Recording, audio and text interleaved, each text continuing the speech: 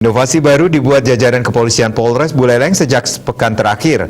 Polres Buleleng merancang inovasi Pusdikling atau perpustakaan dan pendidikan keliling yang menyasar para generasi muda, khususnya dalam pembelajaran berlalu lintas.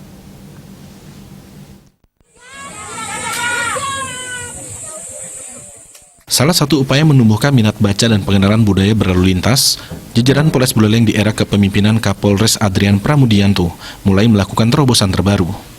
Salah satunya adanya inovasi Pusdikling atau perpustakaan dan pusat pendidikan keliling dengan menggunakan satu armada mobil yang sudah dimodifikasi khusus.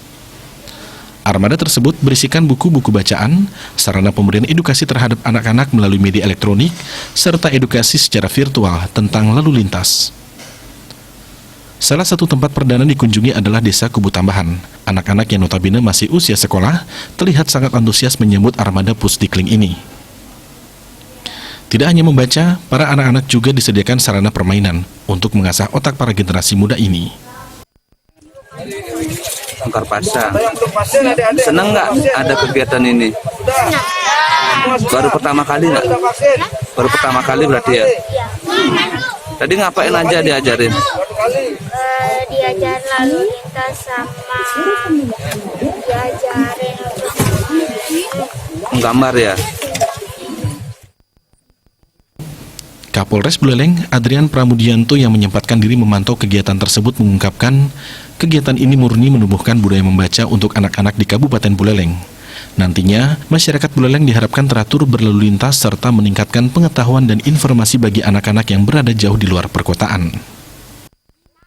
Anak-anak belajar pandemi itu online, terus mereka ini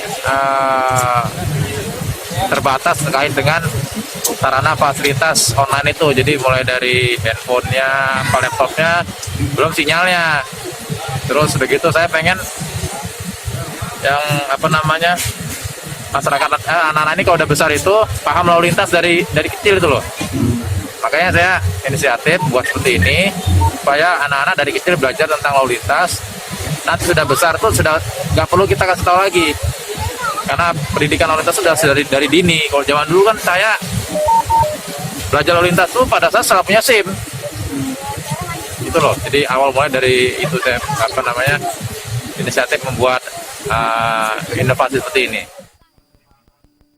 Luasnya wilayah kabupaten yang dijangkau membuat Polres Buleleng akan berencana menambah lagi beberapa armada jika antusiasme anak didik tinggi.